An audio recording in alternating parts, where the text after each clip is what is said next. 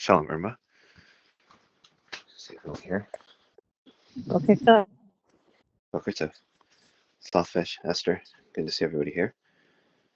Shalom. So, today, this morning, I wanted to share with you guys something incredibly important and to better prepare you guys for what's to come, and to help bring you guys into the higher light of the Gedilah, and see the full scope, or prepare you guys for the full scope of the revelations that are in store for us. So to do that, I will share two portions with you guys. So I hope everybody in the group was able to see that diagram, which is a digitalization of one of the scrolls. And you should be able to see the skull, the head, and all these other kinds of things. So I'd like to share with you guys 2 or 3 portions on how we can better understand that, and how imperative it is for us to fully grasp what exactly it is we're looking at. So I'm going to send 2 portions in here. The first one is in Zohar Ha'azinu. This is going to be in book 22 of the Zohar, and it is called, this first portion is called The Skull of Atika. So as we're going through this, try to bear in mind that diagram that was just sent into the chat, and the ones specifically that shows the skull, the restriction, the hard spark, and all of these different things. So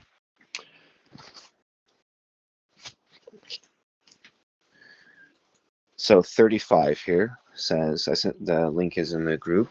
So it says, the skull, namely Kether of the white head, namely the head of a recline pin, which is holy white, the secret of the reign of Chesed, has neither beginning nor end. So we're talking about the head of the Atika. And so essentially there are 3 phases to the creation of the head of the Atik, the Atika Kadisha. And those 3 levels are the Atik of Kether, which is the level of the Ein Sof, and the Ein Sof Or, which respectively are the white endless, the restriction, the Simsum, and the hard spark. And so that first level that we're dealing with is the white of the endless. And that white of the endless is synonymous with his unity. And in classical Kabbalah, it's usually associated with the level that we call Yechida, or the light of the Yechida. And Yechida, it comes from the word Yehud, which is Yechet Dalet, and it has a numerical value of 22. And it means united, because in this place, the 22 letters are united, as it were, and one supernal and great mystery. So this skull, this first head, because there are 3 heads we'll learn, deals with the level of the Ein. This is pre-restriction. Has neither beginning or end, meaning that it's the endless itself. Its joint flow spreads and shines, and from it the righteous receive 400 desirable worlds from the world to come. So the secret of 400 is the secret of the Tav. The secret of the Tav, because the letter Tav has a numerical value of 400. This hints to the Tav in the forehead, which was mentioned in Yechezkel, where it says put a mark in the forehead. And that Tav is mentioned there as the mark. Now another explanation. When the Simsum occurs, the Simsum occurs according to only the 22 letters, because the 22 letters are the backs and fronts of the Sefirot themselves. And so then therefore when the restriction occurs, it goes from Aleph all the way to Tav. And the Tav is the 400. From the joint flow, which is the white head, dew drips. Now the term dew is the word tal. It's tet lamed. The value is 39. It hints to the 10 letters of the 72 name, the 10 letters of the 63 name, the 10 letters of the 45 name, and the 9 letters of the 52 name. Collectively, these have the value of the word dew or tal. This same dew is the dew that awakens the dead in the world to come. It is the same dew that brings about the resurrection. So this dew drips daily to Zerayin. This is the midot of forms, right? So Zerayin is down below. We know Zerayin is synonymous with the sparks when it emerges. So on the diagram, we have the crown jewel, which is at the head of the Atik, which is associated with that highest whiteness called Kether. And we have the Chokmah, which is the Simsum. We have Bina, which is the hard spark. And then we have the 7 sparks that emerge, which are the Shorosh or root of Zerayin. And the dew, an example, the 72, 63, 45, 52, descend through the Simsum into the sparks of which are being synonymous here with Zerayin, which is a place called heaven. And this teaches us here that Zerayin is associated with heaven. With it, that dew, the dead shall be resurrected in the future to come, as it is written, therefore Elohim gave you the dew of heaven. This dew is the 72, 63, 45, 52. Because the resurrection of the dead, we're talking about when the quality called chaya, which is the quality that's associated with the supernal whiteness of Chokmah, enters into the vessels. Our sages tell us that a person without Torah is considered dead. Even more so, a person that does not have the quality called chaya. And so then therefore is considered a resurrection, because that which is considered to be dead, meaning that which is lacking the quality of chaya, will obtain the quality of chaya. And when does this happen? This happens at the time of the Geulah, at the time of redemption. And there's a reason, there's deeper level to this. So his head is filled. From Zerayin it flows into the field of apple trees, which is called Malchus. And the whole field of apple trees radiates with this dew.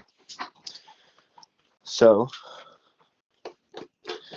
it says, this Atika Kadisha is hidden and obscured.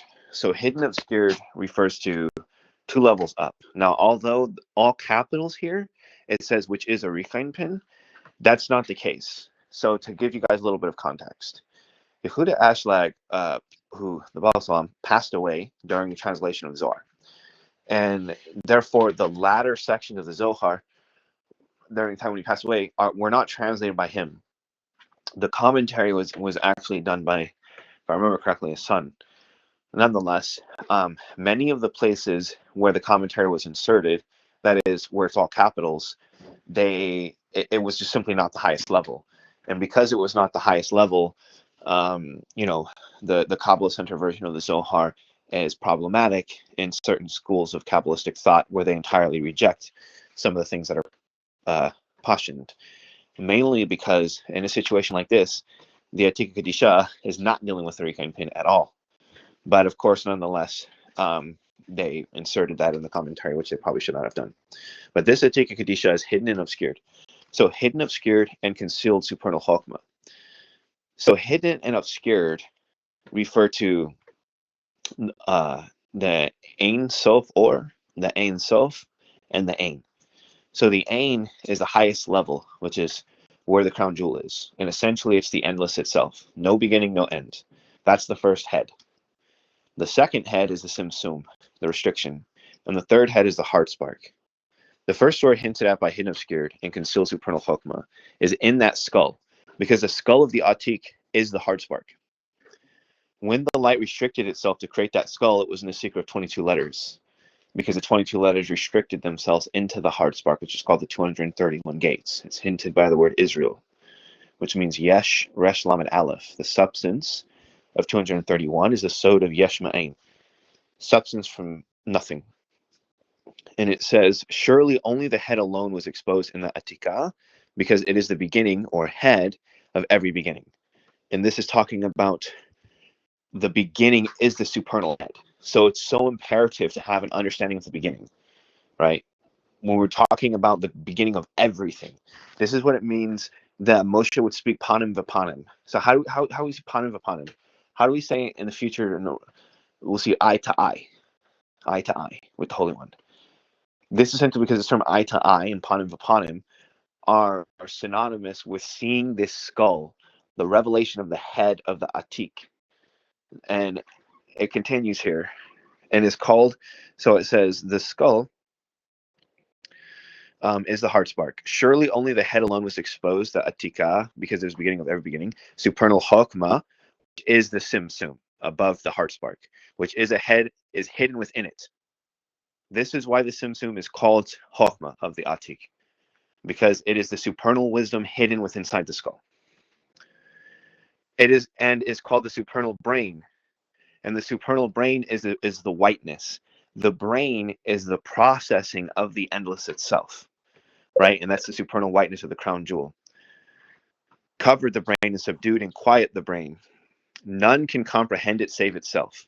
This is a very incredible level of what it's hinting to. So we're going to go into the second part of this before I expound on it any further than where we're at. So we see those three levels of the Atikin. And remember that image that was sent into the group that shows these matters. I'll repost it just real quick for everybody to better follow along, and then we'll go into the second part of Hazinu. So what we're reading from is from the very end of Zohar. It's called Idr Zuta. Most people never make it that far, and therefore most of the levels that are being revealed in Likutei and being discussed in Pashund are so lofty, so beyond the scope of the average person, it's essentially alien. But we have to change that. We have to change that by informing where these lights are actually coming from. And God willing, I will be doing a commentary on these matters when the time is right. But this is the image we're dealing with. So the second chapter here of Hatzinu is chapter 9. And this one is called The Three Heads of the Atika. So we just learned about the three levels, the Ein, Ein Sof, Or. The Ein, which is the level of the crown jewel, is the supernal whiteness that has no beginning, no end. The second level, which is the Simsum, is called the concealed Chokhmah. And the third level, which is the skull, is the secret of the heart spark. Now, just as the heart spark of the Holy One, blessed be He, is formed from the 22 letters, which is His skull, so too do we have our skull is exactly 22 bones. Our skull has exactly 22 bones in the direct image of the Atika. And the 7 holes for the 7 kings of Edom, which are the 7 sparks that emerge from that place, are exactly synonymous with the 7 holes that we have in our skull, because at the highest level, we are created in the direct image or pattern of the Atik. So the 3 heads of Atika. We'll just go through this part right quick. It's 3 verses. So 3 heads, 37. 3 heads were imprinted, one inside the other. That is concealed Chokmah inside the skull, and one over the other. This is very important to understand. This is the end of the Zohar, the very end, and he's finally starting to talk about the Atika. This is at the time Rabbi Shimon Bar Yochai is about to pass away. This section of Chatzinu in the Idr Zuta opens up with flaming walls around the house where Rabbi Shimon Bar Yochai, with a few select friends, is now expounding these things. He does not expound in either Rabbah, neither does he does in either Mishkan, and neither does he SEFER Desnuta. And he's now expounding on the secret of the Atika, which is the most important level, because at the highest levels of the Kabbalah, the Atika Kadisha, what you guys are being exposed to, nobody has ever seen before. All of Eitz Chaim is dealing with the levels of Abba and Iman below. It has aspects to deal with Arich Pin. It deals virtually nothing with Atika Kadisha. Nothing. He says it in there himself. He calls it a couple postulations, but he says himself, self-admittedly, everything that he has about to say and reveals in Eitz Chaim is theoretical, but they don't have any concrete understanding of anything going on at those levels, and therefore, essentially, it's not spoken of at all. At all. There's a couple of generalities that are there, but details never. Which is one of the most incredible things about Likutei and what Likutei is dealing with, because Likutei and the secret of even writing those elons to reveal these levels, because this is Tikkun. This is the highest level of Tikkun. The highest level of Tikkun comes when the face of the Atika Kadisha is revealed, because until that level of the Atika Kadisha is revealed, how do we know why there are 22 bones in our skull? Why are there 7 bones in our neck? Why are there holes in the skull? Why is there a soft spot on top of the skull? Why is the brain concealed inside the skull? Now, these seemingly simple things really aren't that simple. So the 3 heads were imprinted one inside the other. This hints at Ein Sof, Or, and one over the other, which is the exact way that it's shown. Crown jewel, restriction, heart spark. One head is concealed Chokmah, which is undisclosed and unopened, because the Simsum is essentially that level. The Simsum is concealed and unopened, because from our perspective, it's only the skull. This concealed Chokmah is a beginning to every other beginning of other Chokmot, because Chokmot, the Chokmah, right, all of the levels of Chokmah, which is the level of Nikud, or the world of points, is only a result of the byproduct of the restriction. The Simsumim are the world of points for all of the worlds, and therefore it envelops all of the worlds. So it says, this is the first head from below upwards. The second head is a supernal head, the most obscured Atika Kadisha, okay, which is the skull of a Rekine pin, which is more proper because a Rekine pin is called the beard of the holy old man. At the highest level here, it says, regarding the Atika Kadisha, which is most obscured, Likutei tells us that this level is the level of Kether, is the Kether of the Atik Yomen, because the Atika Kadisha is the man made out of letters. If you guys remember in the early gates, it tells you there's a man made out of letters, and he's formed in one wondrous unity in the secret of the Ain itself, because Ain is a Saruf of Ani, and the Milui of Ain, meaning should you spell it out, is a numerical value 231. This hints to us about those 231 gates that are in the secret of the Ain and its expansion or restriction, the Milui. So it says, this Atika Kadisha, which is associated, as I said, with the Kether of the Atik Yomen, which is the skull of a Rekine pin, the third head that is lofty above everything. It is the third head because the first head is the skull.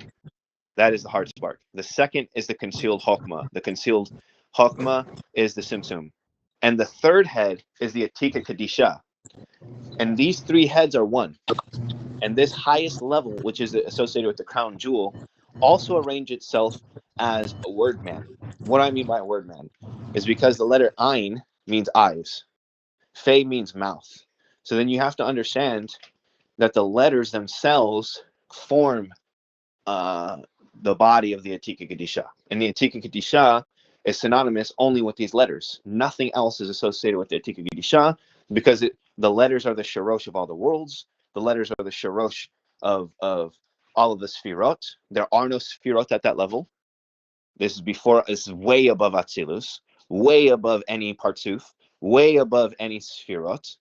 So high up that there's nothing to compare to it. It is the root of everything. So it says the head for every head, a head that is not a head, because it exists and doesn't exist. Even though I've shown you on the skull, and we can obviously see that everything, for example, we can use the crown jewel to map out essentially all of language. We can see that everything is circled at the highest level, lowest levels from the secret of restriction. We can see that at the smallest level in the secret of the heart spark, there are 22 aspects, chromosomes to our DNA. We can see the 22 bones in our skull, like its skull. We can see the 7 sparks exist from that place. An example, we have the 7 holes in our skull. We can see the 7 bones in the neck, etc., etc., etc. We can see everything is circled at the highest level and lowest level and linear in between, which are all things derived from the secret of this most supernal chamber. Because what is Beis Rosh? Beis Rosh shouldn't be interpreted as first house, Bereshis. Beis Rosh should be the house of the head.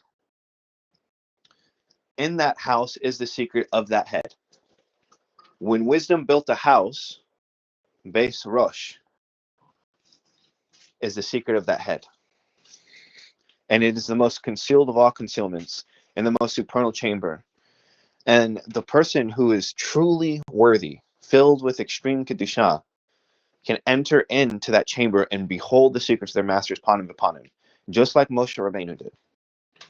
Moshe spoke to Hashem panim v'panim, and so can any person if you but heed exactly what's being said. Don't deviate right and left from it. Don't try to understand it or make worldly use of the crown. Don't try to improve upon it in any way. There's nothing to improve upon at that level. There simply is the system. And when you enter into the system right, faithfully so, not deviating right or left, you will see light is conal, light is circular, sound is circular. Everything Likutei is describing, all of the great supernal mysteries and wonders that Likutei reveals, all come from this supernal chamber that we're talking about right now. All of it is. Every little detail is that one chamber, just this one place alone. Because when you realize you're dealing with God and you treat it as God and you begin to probe like God, then all of the secrets of reality will be open to you. But not if you treat it like information. If you treat that place like information, you'll understand nothing. It'll be blinded like darkness before you. It will be meaningless. If you make worldly use of it to compare it to any type of philosophy, any type of philosophical understanding, any type of form-based understanding, any type of human understanding, then it means nothing. Nothing will be derived. You'll never see the light being circular. You'll never see the sound being circular. You'll never see at the highest and lowest levels everything is revolving or understand why. You'll never see the Holy One, blessed be He, reflected in all of eternity. But if you go to that level with reverence and awe, understanding it is written, my ways are not your ways, my thoughts are not your thoughts. So don't apply human thoughts to God. Because it says, my ways are not your ways, my thoughts are not your thoughts. So you have to remove that entire way of thinking. You have to remove the entire way of understanding. And what's the only way to understand Holy One, blessed be He? Torah. That's it. Torah. His ways are Torah. His ways Lashon HaKodesh. His ways Zohar. You have to meet the Holy One, blessed be He, on His terms, not our terms. Not our terms. Because when we try to make the Holy One, blessed be He, on our terms, it just destroys everything, muddles everything. And that place is a delicacy of all delicacies. It's a delicacy of all delicacies that's so delicate that even the smallest alteration, if anything was altered from that level of understanding, the entire system would collapse. If a person thought they could improve the crown jewel, the entire system collapsed. If they thought they could change a letter and move this letter over here or that letter here, or I think it should be this shape or that shape, everything would collapse.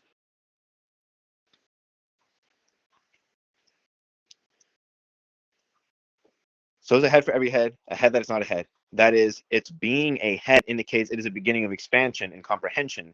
Yet this head is extremely incomprehensible. This is talking about that chart, that diagram. The level of Kadisha, the holiness that is instilled in a digitized image. Nothing like it's ever been seen before.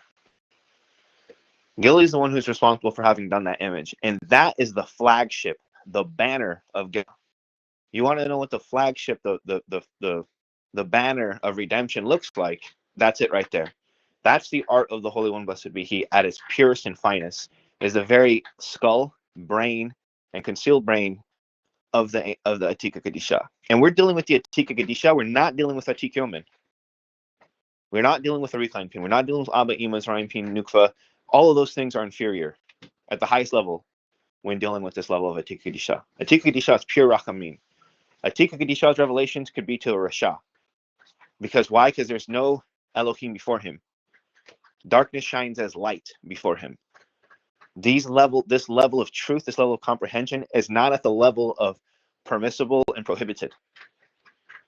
Where all the lower things are based on these levels. Prohibited and permissible. The level of the Atika Kadisha is pure mercy. It's only revelatory. And that has to deal with the term of Geulah, of redemption. It hints to the word revelation, revelatory, being revelatory. So it says, because no one knows, nor is it known, what is in the head, because it is attached neither to Hokmah nor to Vuna, because it's above Hokmah. Atika Kadisha is the level of the crown jewel.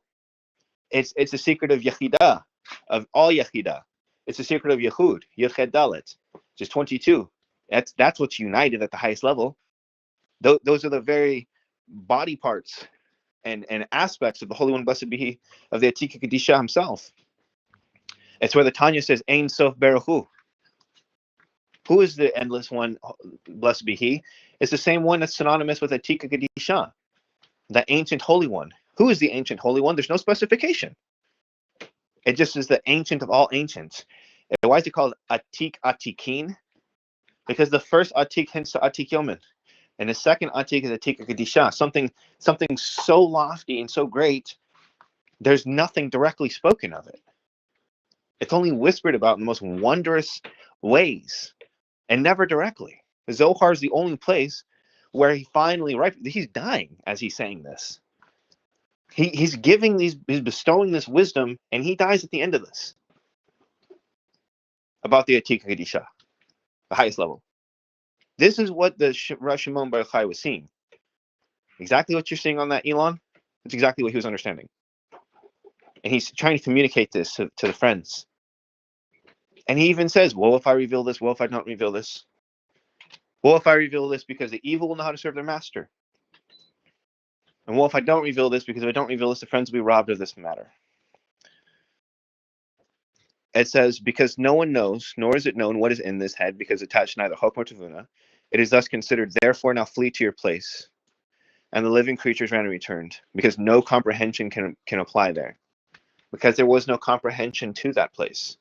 And this is exactly why Rav Shimon Bar Yochai says, there will not be a generation like the generation of Rav Shimon Bar Yochai until Mashiach. Because that concealed brain will not be understood until the substance of that brain is made known, which is exactly what Mashiach does. Why? Because his letters are yesh, substance, moach, of the brain. What brain? This brain, the most concealed of all concealed brains. Then it will be fulfilled. Who declares the mighty acts of Hashem? Who indeed? Mamash. Not question. Statement.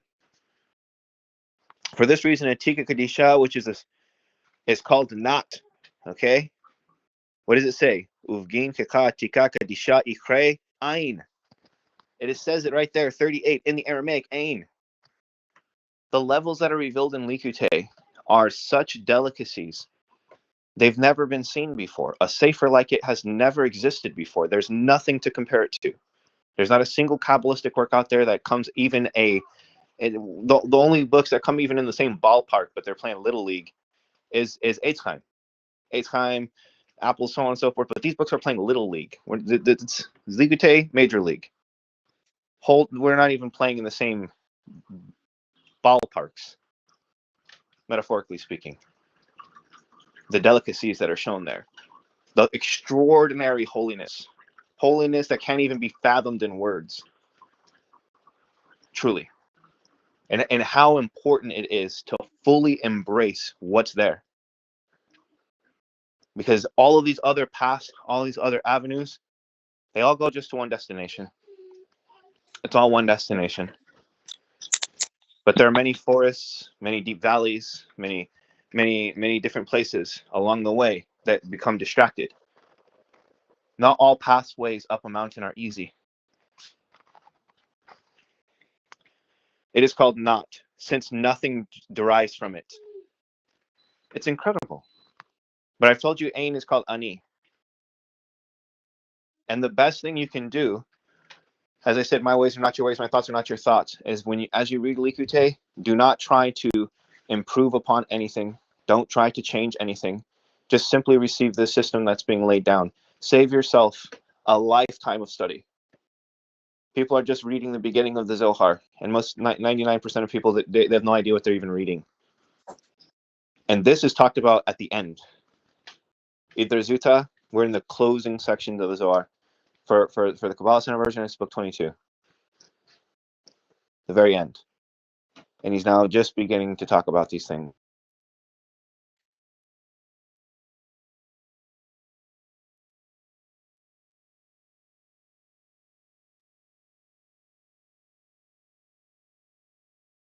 Head, which is utterly incomprehensible, it too is incomprehensible and is therefore called not, which indicates its complete incomprehensibility. For that reason, all hairs and tiny hairs over the skull do not come out of the skull, because no judgments are attached to it. As I said, that level of the Atika Kadisha, the crown jewel, that level, and what is it? It's a crown jewel to the head of the Atik Yomen, who sits upon the throne of glory. As it's written, I saw an ancient days on throne. Okay, that throne is the throne of a king. On the head of that king is the secret of the crown jewel. The crown jewel, we can know nothing about that level directly, but it's like through garment, through malbush. In fact, that's why the 231 gates is called Olam HaMalbush, the universe of the garment. And this is what's written: he wraps himself in light. That light is the Ein Sof Or. And of that light it says, Vayera Elohim etor kitov. Eta Or is that light. It's only through the letters. Nothing else will give you comprehension of that. There are no words to apply to the highest level. There are no words. There's only the placement of the letters. That's it. The placement of the letters to drive the understandings, and not directly, but indirectly by looking at the garment, meaning we can look at the letters to perceive what's there. But to perceive what's there without a garment, impossible. Impossible. So, and it's pure mercy. It is the light of redemption. It's the light of mercy of all worlds. They come out of the concealed brain, which is the Simsum, which is the beginning of the expansion of Chokmah, and those concealed hairs, those hairs are the secret of the 72, 63, 45 names, which are the hairs of the beard of a recline pin later. Those hairs is that dew that was hinted at, where I said Tal dew, having the value of 39 is 72, 63, 45, and the 9 letters of the 52. That is the concealed dew in the brain. That dew which conceals, which descends through the secret of the restriction or the Simsum, is what's hinting at here about these hairs in the concealed brain. This Hokmah is eventually revealed in Malchus, where there is a place for judgments, and the hairs are the root of the judgments, because the hair are the root of all of the worlds, 72, 63, 45, 52, which is Atzilus Berea Tzirosiyah. But the Atikin, the Atika Kadisha, has none of these things applied to it.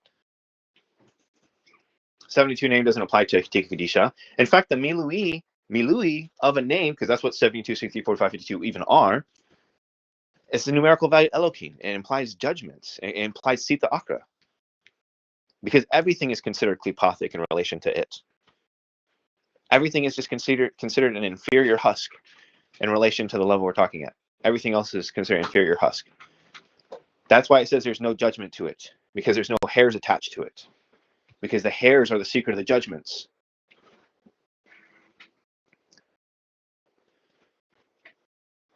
And the hairs are the root of judgments, as in, for he crushes me with a tempest or hair, Yov, 9:17.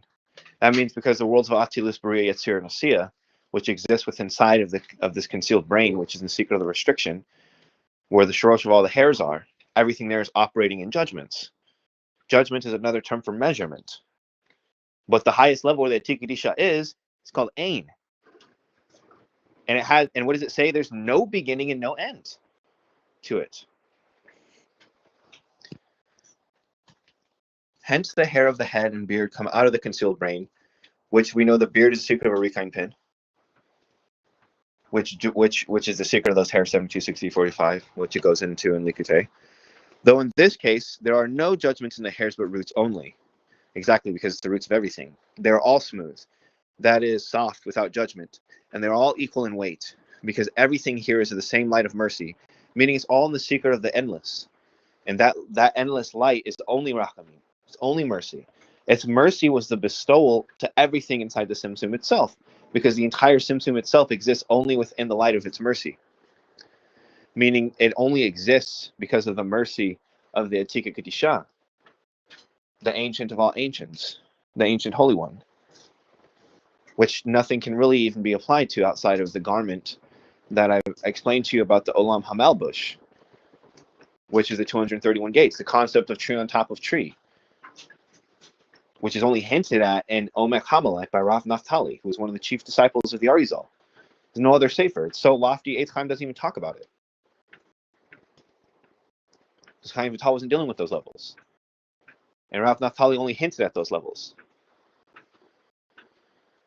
And the back of the neck is invisible, which indicates judgments in hind parts, which we know are when the seven kings fall in the linear aspect, which is the secret of Tohu, because they're circular and linear. Like I said, circular, highest level, lowest level, linear in between. When the Or Yashar pours into the restriction, it pours in the secret of straightness. But the restriction is in the secret aspect of circular, so it's circular and linear. Thus, when the 7 sparks come out of the hard spark, it's in the secret of circular. That's why there's 7 holes in our skull in the secret of the circular aspect. As the hard spark has 22 from letters, so too our skull has 22. And when it falls in the secret of the linear, they fall one on top of each other. It's called the world of Tohu. And when the kings were in the aspect of Tohu, that's the secret of the neck. Because we have exactly 7 bones in our neck. which is exactly synonymous with the construction of the Atik, Yomen, the Ancient of Days. All this stems from the fact that this Atika is of the same light, namely the reign of Hasidim, which is why there is no room for judgment to appear. Now, the reason why it's saying that is because the root of the Hasidim is in the Kether of Adam Kadmon. The Kether of Adam Kadmon is considered the root of all the Hasidim. The Da'as of Adam Kadmon is considered the root of all the Geros.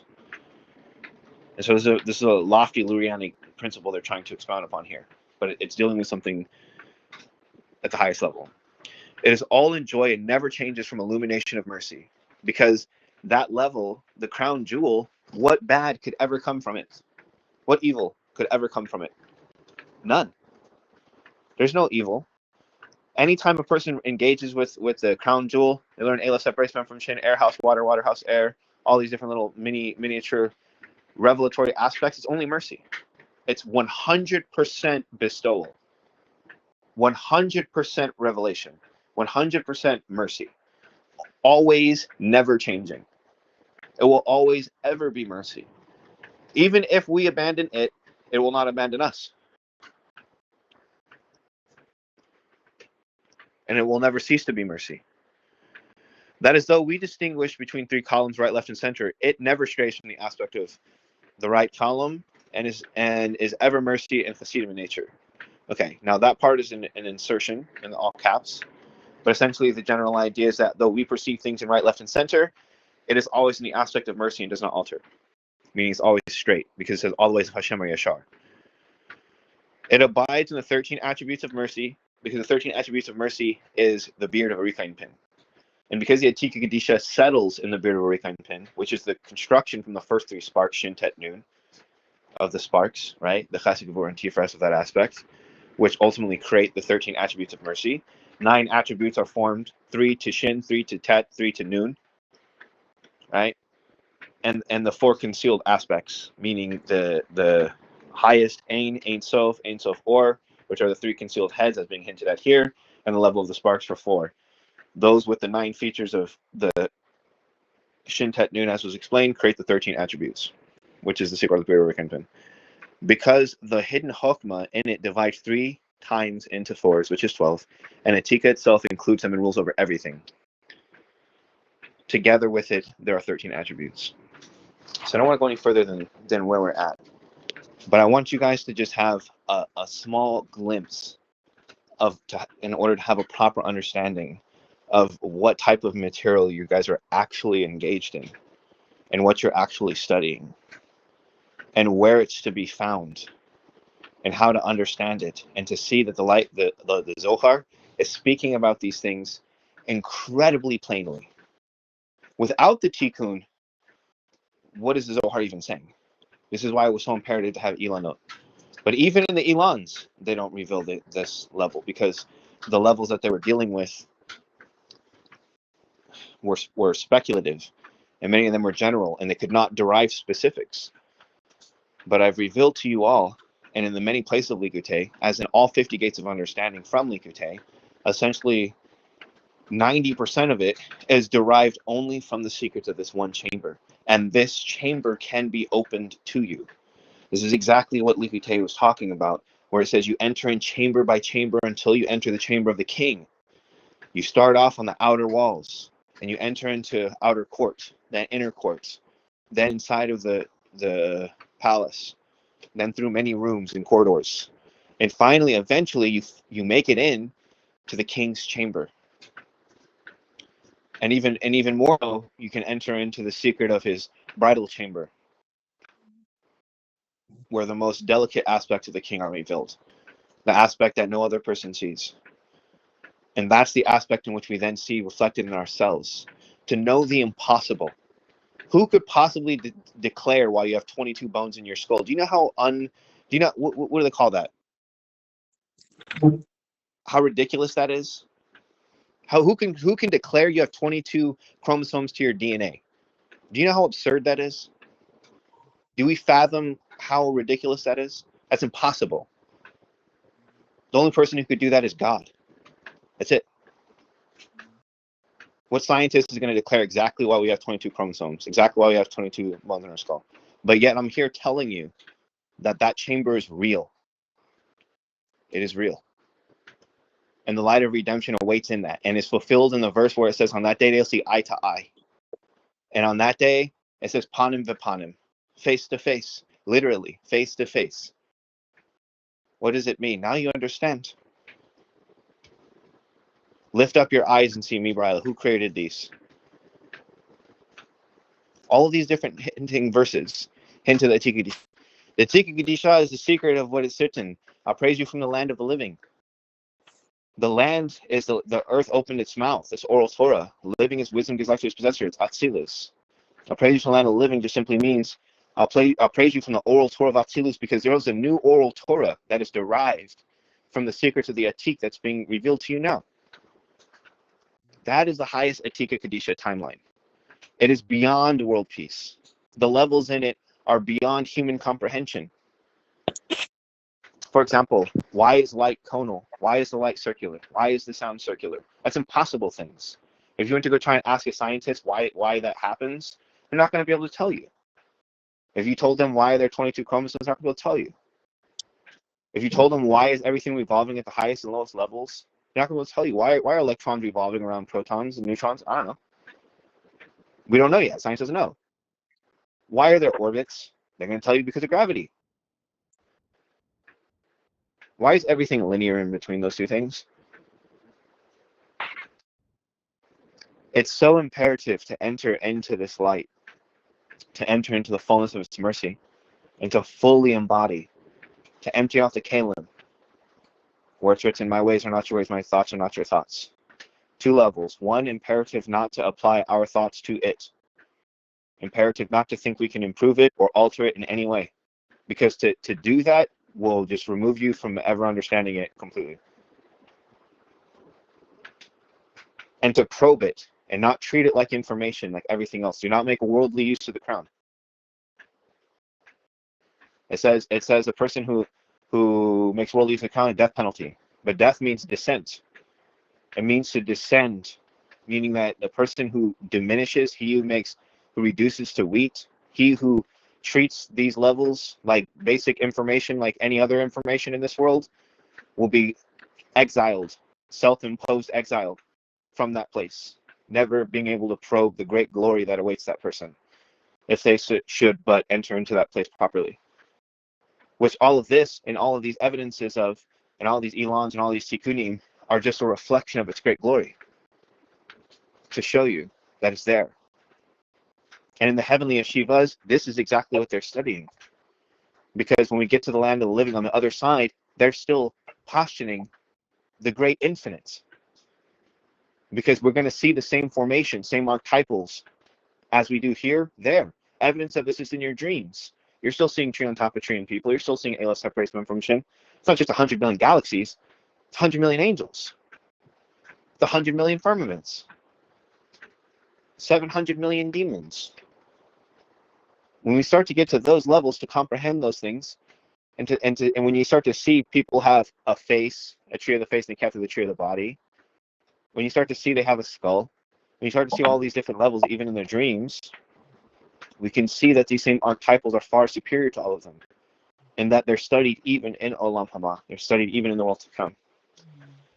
So I wanted to lay down all of these this morning to help give you guys a proper understanding to fast track, especially as I know that Gila will be starting up this new series going into Likute, but to give you guys a better preparation as to what you guys are in getting ready to embark on, and the depth of it, because not everybody, the 22 books of the Zohar is an incredible amount of reading, thousands and thousands of pages just to get through the Kabbalah Center. The Zohar will take a person. The normal version of the Zohar, like you get an old version of the Zohar, you can get it in one book. You can maybe get in 3 books, and so forth. But if you read the Kabbalah Center version of the Zohar, it'll take you years to get through the entire thing. And that's just your first time, let alone to try and understand it. Because not everybody has the time to dedicate 10 years to just the study of one particular thing. People have to work. People have lives to live. People have to try and financially sustain themselves in this world. They simply are not able to access these levels. It's impossible. which is why it hasn't happened. It's one of the major reasons why it hasn't happened. Because the Torah is only maintained by he who's willing to die for it. Death means none other than poverty. But Baruch Hashem, that work, that labor has been done. That labor has been done. And as we come into the 6th, as we come at the end of these 70 days of the shining star that has appeared in the firmament as a sign of what's happening. As this happens on December 6th, a time of revelation is at hand. Time of revelation is at hand. And it's very imperative that the friends have access to that. The work's been done for you all. There's no need anymore to sacrifice all your time in your life to pursue those things, because it's already been done for you. All there is for you to do is take the key and open the door. Walk through the chamber. That's it.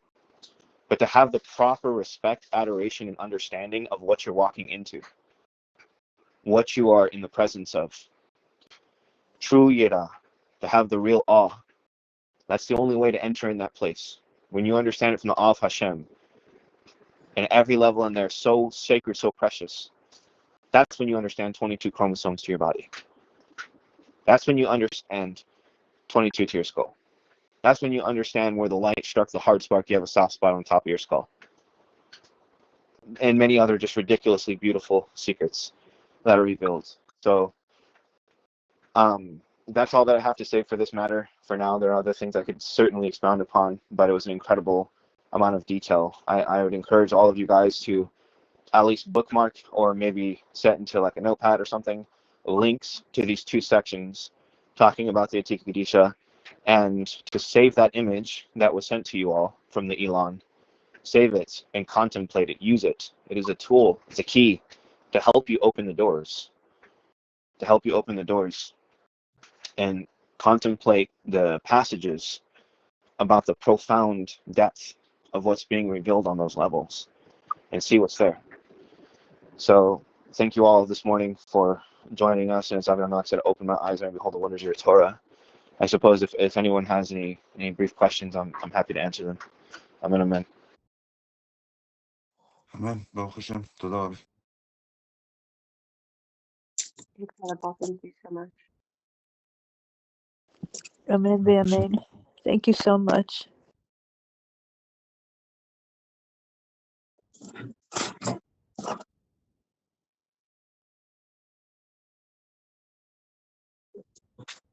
Rabbi, can I ask a question? Of course. Bala Sulam explains to us that there are 2 timelines for Kadisha. One is the first 3 of the Arich, and one is the first unknown one, as the endless. Are we kind of on the timeline of Arich, where is the Gevurot type of timeline? So we are definitely on the default timeline. The default timeline is definitely the Giver Road, but we are moving towards the Atika Kadisha timeline, which is the revelation of the Atika Kadisha will bring about redemption.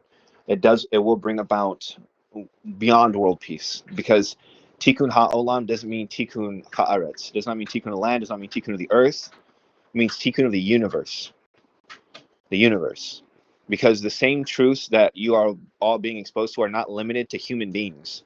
Human beings in the grand schema of things, when you take it to that level, are essentially non-existent. Non-existent. When you see Ayla separates from channel 100 billion galaxies, then you see the light that's being revealed is across 100 billion galaxies. As soon as we go to an airplane, we can't even see human beings walking around on the streets anymore. We're like germs. We're like non-existent germs. Like atoms, like electrons just circling, just non-existent in the grand schema of what's actually occurring. But we have to attain that highest level, and in order to do that, it takes a collective effort. It takes an awakening, because there are default timelines, and we're not out. Baruch Hashem, the tikkun has been completed. The work has been done. The difficult part, the most difficult part, which is acquiring the light and creating a dwelling place for that light, that place has been completed.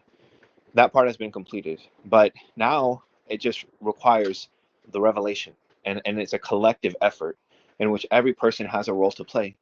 Every person has a role to play. The most difficult part has been completed. And all that's left for us as a collective is to awaken the world. And the human species is really just the beginning of the real revelation. Are there extraterrestrials out there? I don't know. There could be. But if they were, their Aleph separates them from Shin too. That's the beautiful part.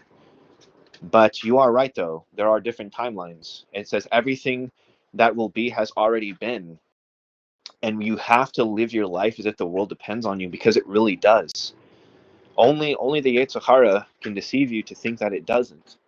And every day that passes by that this information is not revealed, every single day is another day of exile that could have been averted, could be avoided. Every single day. And that's what keeps me up deep in the night. It's why I have many sleepless nights, and why every day I post many pictures in those tikkuns. All those tikkuns in the YIRAH group, those are the days I create. When I'm done with the tikkun, I take a picture, send it in. And it's not from those pictures that you guys are seeing inside of the YIRAH group. Those aren't pictures from things that I've created in the past. They're as I'm creating them.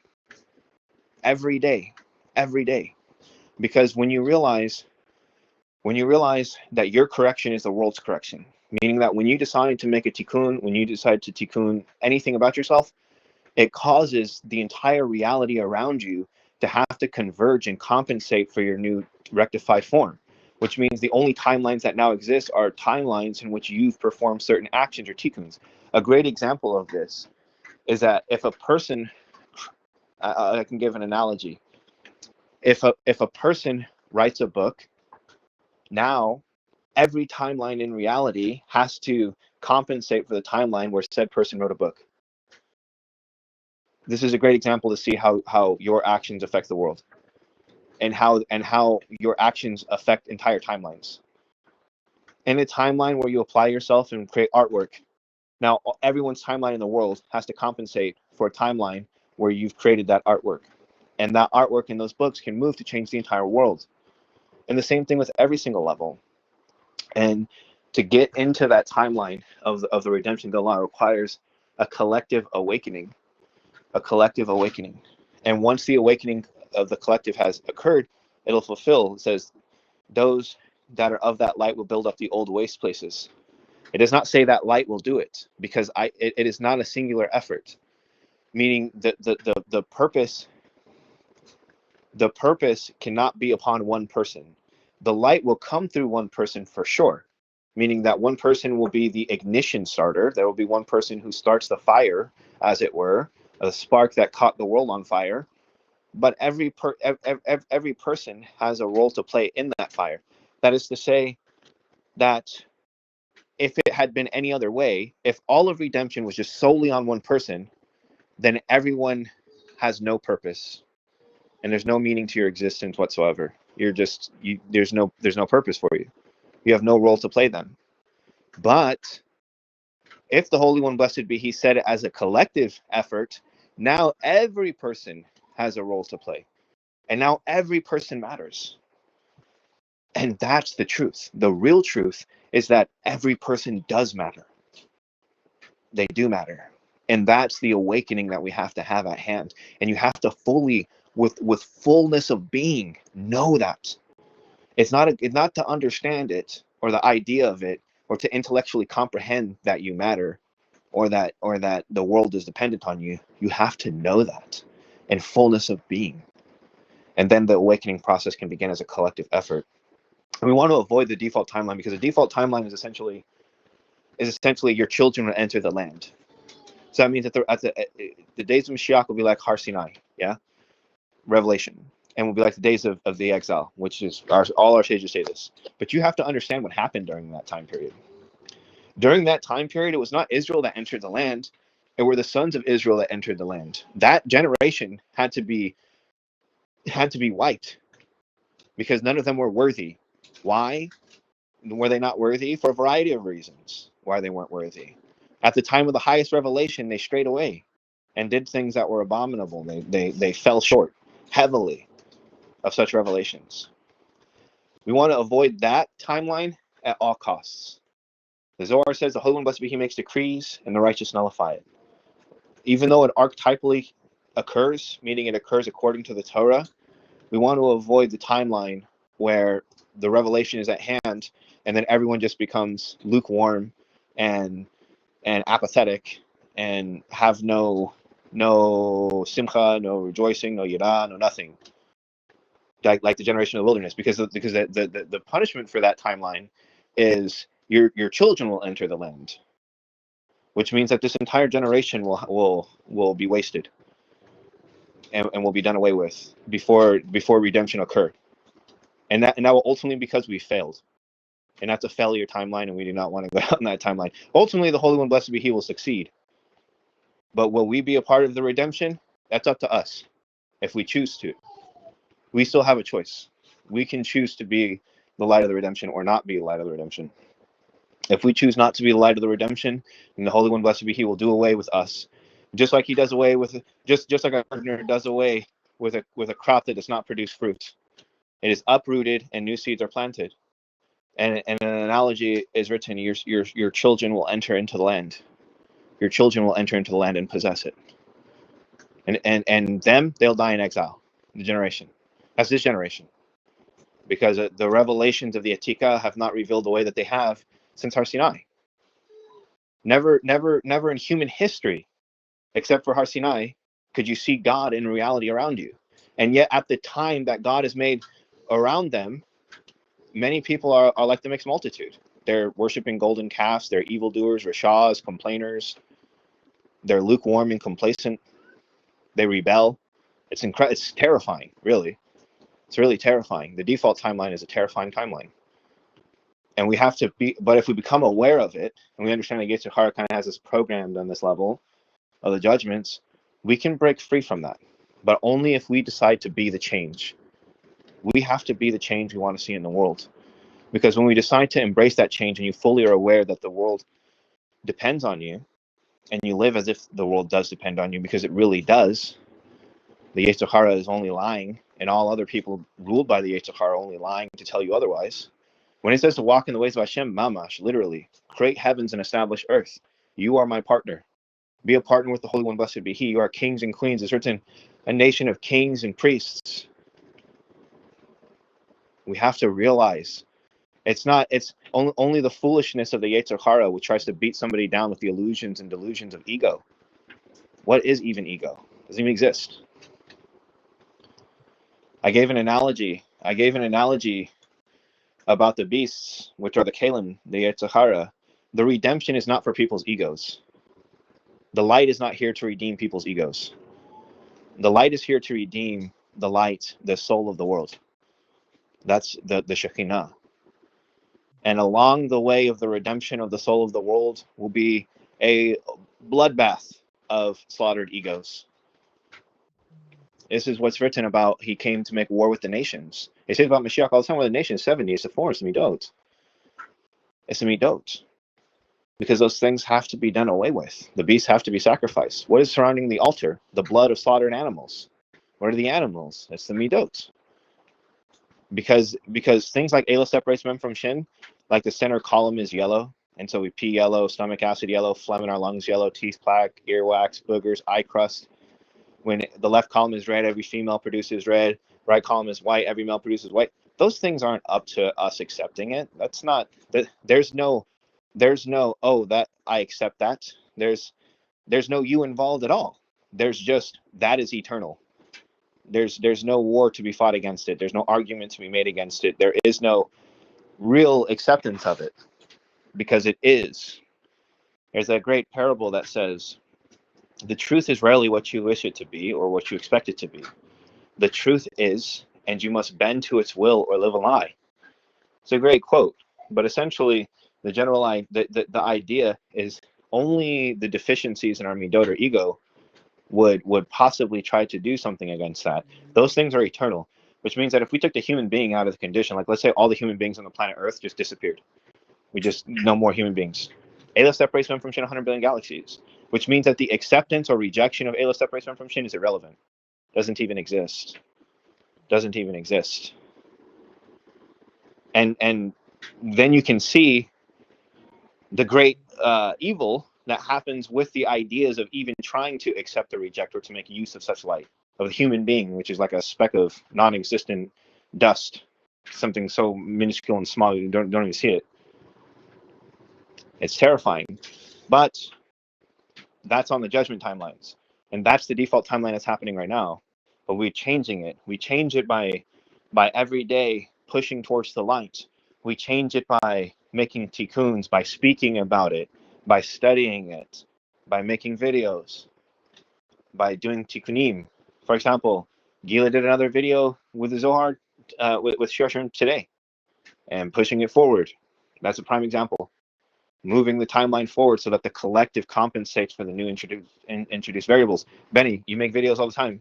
Every time you make a video, all these new timelines now have to compensate with videos compensate for timelines where you've made these videos, because those two things I just gave two examples of, small examples of, that's bestowal. We have to switch from the will to receive. Man was made till the dust of the ground. That's bestowal. We fell astray when we decided to see, oh, eat from this tree because it's good to make oneself wise. That's the will to receive. We have to switch from the eating from Eitz Hadas Tovera. We have to switch from this tree of receiving. And we need to enter into bestowal. And this is what we need to be bestowing. Not anything else, not lower interpretations, because that Torah is going to be considered vanity. It's going to be considered vanity, a waste of breath, a striving after the wind, when you compare it to the raw revelatory levels of truth. That's infinite and supernal and holy and no judgment at all. That's why the Torah begins with the letter base and begins with the Bereshis, is Bara, is Beria. It's the Torah of Beria. Arizal says it. The Torah of Atzilus, it deals with Atika Kadisha, Rachamim, pure. No judgment, no mercy. There's only mercy. Only mercy. The highest level, like the things you were just exposed to, that Elon and Aleph and all that stuff, that's only mercy. There's no judgment in that. There's no saying you're unworthy. There's no saying you're a piece of garbage. There's no you're Amalek. There's no you're mixed multitude. There's no you're a Rasha. They're all Aleph and Shin. They're all tree on top of tree. They all exist within that level. They all have their existence through that one, which unifies all things in the secret of all faiths. It's a beautiful, wondrous thing. And then this world will be even greater than the heavens.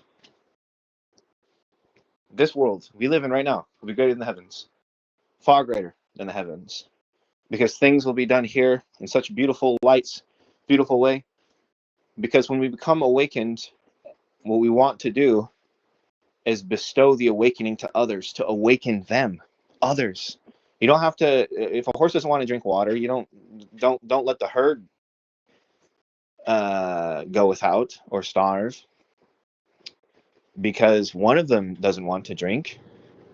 It's only our own selfishness that desires to force control on somebody that would be grieved by somebody not wanting to do something or doing something. We have to enter into pure states of bestowal. We have to let go of the ideas of controlling and doing all these other things which are selfish. If someone doesn't listen to you, the only thing that is really grieving you is selfishness. It's a lack of being able to control that person. But true love is not control.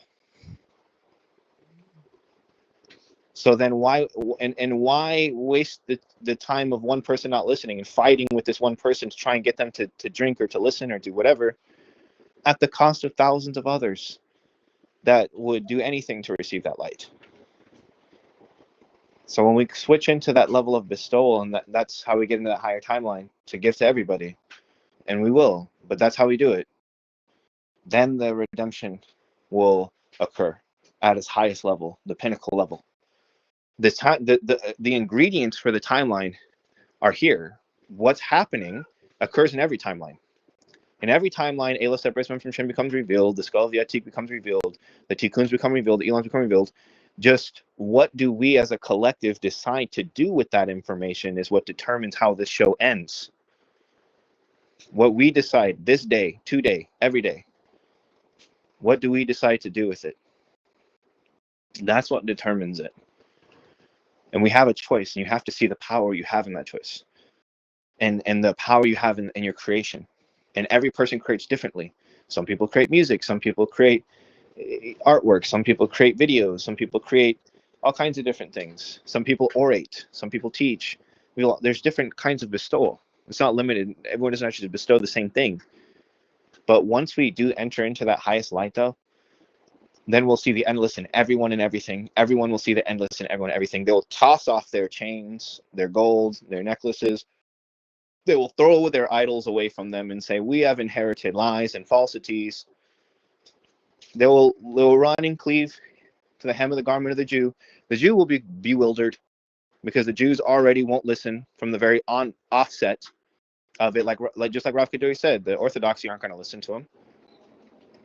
And so they'll be perplexed. They'll say, why are you cleaving to the hem of my garment? So take us with you, her Hashem's with you. So what do you mean? And he says, the separation from Shin. Because he will have gathered the nations. They will see what they've never seen before.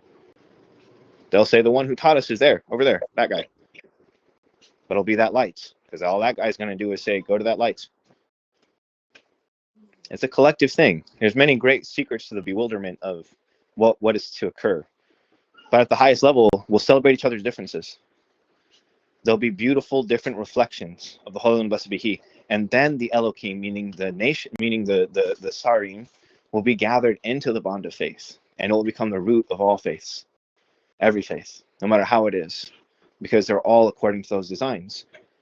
Elah separation from Shin is every God. No matter what idol you have, it's all Elah from Shin. It's an incredible thing. Something that unites everything. Because that's true mercy. No judgment, no man left behind, no religion left behind, no person left behind, no thing left behind. It's incredible. To even have this conversation is almost preposterous. It's an absurdity. It's like the true definition of an absurdity. It's absurd. But here we are. It's an amazing thing. So, but yeah, thank you, Benny, for bringing up those points. And you are right. We are on the default timeline. So today I will continue the labor on my tikkuns, and I will do it until the day I'm not here. It must be done like this because I refuse to accept, because I have a choice, just like we all have a choice. I refuse to accept any other timeline, any other thing but world peace. And that's worth dying for. And I'm willing to die for that 1 billion times over if that's what it took. Because nothing else is worth living for. There is nothing else worth living for but God. Everything else is vanity when it comes to that. When it comes to a world of peace, real peace, no more suffering, no more wars, no more hatred.